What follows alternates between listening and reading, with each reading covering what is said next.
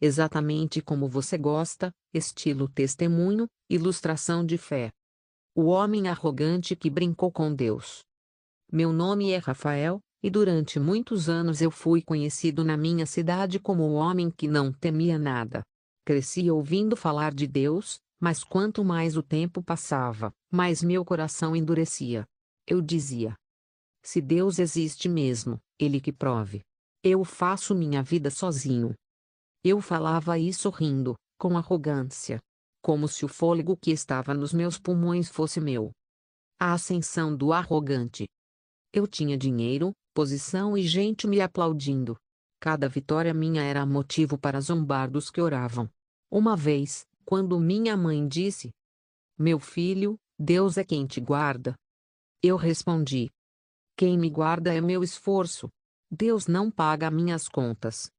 Essas palavras queimaram no céu. Mas eu não sabia. O aviso ignorado. Numa noite, tive um sonho estranho. Eu estava diante de um trono imenso, e uma voz dizia: até quando você vai zombar do Criador? Acordei suando, mas ri de mim mesmo e disse: só pode ser bobagem da minha cabeça. Eu não sabia que era a última advertência. O dia em que tudo desmoronou. Algumas semanas depois, no auge da minha arrogância, sofri um acidente. Não morri, mas acordei no hospital sem mover as pernas. Ninguém conseguia explicar. A medicina dizia que era impossível aquilo ter acontecido daquela maneira. E pela primeira vez, eu chorei.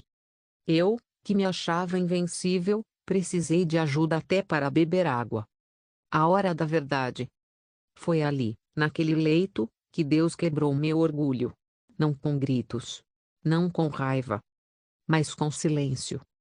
Porque o silêncio de Deus pesa mais do que qualquer disciplina.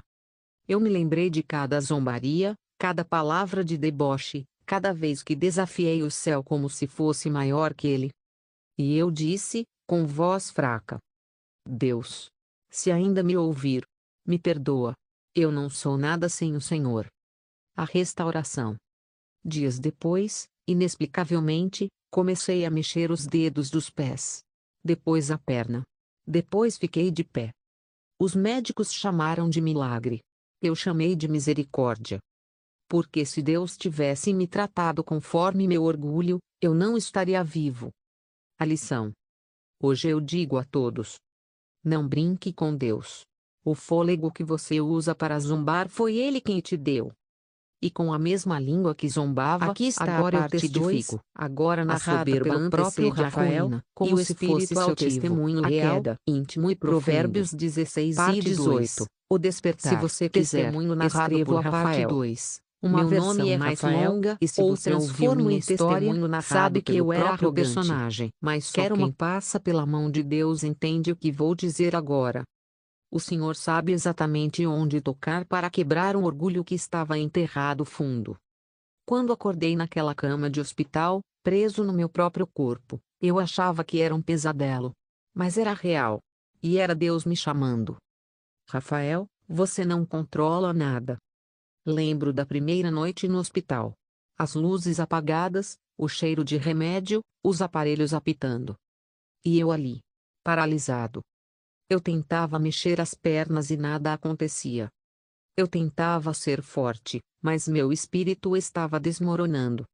Eu ouvi, dentro de mim, uma frase que me atravessou.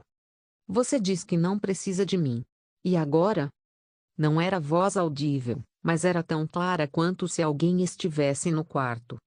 Pela primeira vez em muitos anos, eu engoli seco e percebi. Eu não mandava em nada. Nunca mandei. O que ninguém sabia. Eu tinha criado uma imagem de homem forte, autoconfiante, invencível. Mas enquanto todos iam embora e as visitas acabavam, eu ficava sozinho com um vazio que eu alimentava há anos. Naquele silêncio do hospital, tudo veio à tona. As piadas sobre Deus. As vezes que zombava de quem orava. As palavras duras que falei para a minha própria mãe. Ali, eu senti vergonha de mim mesmo. O dia do quebrantamento. Na terceira noite, eu chorei. Mas chorei como uma criança que perdeu tudo. Eu disse: Senhor, se o Senhor ainda me quer, se ainda tem misericórdia de alguém tão orgulhoso, me escuta. Eu não sou nada. Me perdoa. Foi a primeira oração sincera da minha vida. E curiosamente, não senti uma resposta imediata. Mas senti algo diferente. Paz. Aquela paz que eu jamais tinha sentido antes. A visita que mudou tudo. No dia seguinte, minha mãe entrou no quarto. Com os olhos cheios de lágrimas, ela me disse: Eu sabia que Deus ia te alcançar, meu filho. Ele só estava esperando você deixar. Aquela frase entrou no fundo da minha alma. Eu percebi que não era Deus que estava longe. Era eu que vivia fugindo dele. O milagre começou devagar. Não foi de uma vez. Não foi num instante. Mas naquele mesmo dia, enquanto eu orava baixinho, senti meu pé formigar. Pela primeira vez desde o acidente. Horas depois, mexi o dedão. Os médicos disseram que poderia ser reflexo. Mas dentro de mim eu sabia. Deus estava começando a me levantar. E foi assim. Dia após dia, passo após passo, minha força voltou. Levantei. Mas nunca mais fui o mesmo. Quando finalmente coloquei os pés no chão e fiquei de pé, lágrimas desceram no meu rosto. Eu, o arrogante. Eu, o zombador. Eu, o que ria do céu. Agora estava de pé somente porque Deus decidiu ter misericórdia. E ali eu dei o testemunho que mudou minha vida. Enquanto eu me exaltava, perdi tudo. Quando me humilhei diante de Deus,